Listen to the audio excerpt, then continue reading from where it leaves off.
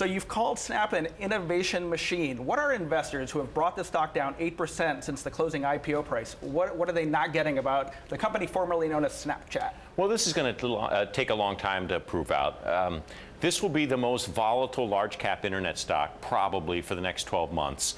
So it happens with profitability pushed that far out. This stock, usually all the value from a financial perspective is in the terminal value. So any little twist is going to cause that terminal value to shift around and the stock to shift around. We've also had some competitive news, though. Facebook. The number one big risk was whether Instagram and Facebook would ape all of the features. Looks like they're doing that. So I'm not the only one who thinks this has been a great innovation machine. So does Mark Zuckerberg. He thinks the same way, and that's why they're trying to emulate some of these features. This week, Facebook introduced Stories to the main app. Yeah. Of course, Facebook Messenger, Instagram already have it. Yeah. I mean, if you're Snap, what's your differentiation now? Well, I think if you're Snap, what you do is you constantly continue to innovate. I mean, obviously they've done a very good job on it. That's why people are trying to copy what they do.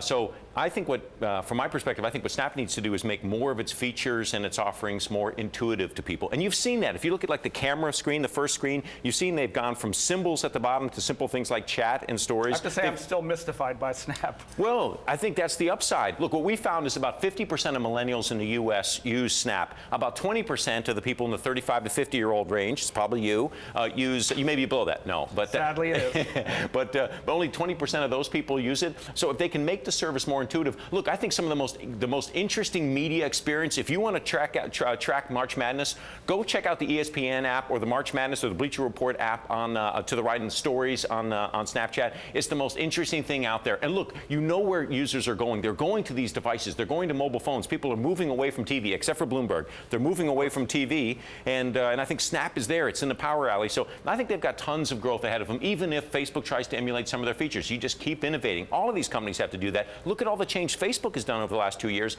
Snapchat has to do the same thing, and I think they will. But you know, it's a bet. It's a risky stock, no doubt about it. Okay, let's turn to a company near and dear to both of our hearts, Amazon. Yes. A remarkable admission this week. They closed down the Quidsi brand. They had bought it, I think, in it was 2010, 2011, diapers.com, wag.com. They said they couldn't make it profitable. I mean, Amazon saying they can't make a franchise profitable there's irony there. What's going on? So I was going to ask you that question coming here, but it is interesting. I've never heard Amazon doing it, and I think they've shuttered other things in the past, Amazon auctions a long time ago. And so for them to say that, I found it interesting. Now, either they're signaling to the public markets that we are finally about profitability, or they just could be, or there may be political reasons, given a large number of employees were in the state of New Jersey, that there may have been that angle to it.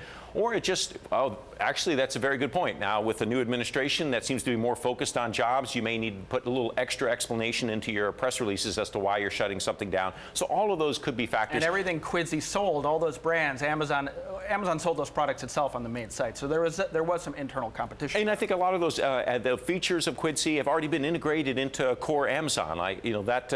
Amazon has taken over that asset, and it probably took what it needed to, and then what was left they probably didn't need to keep. But they had to explain it.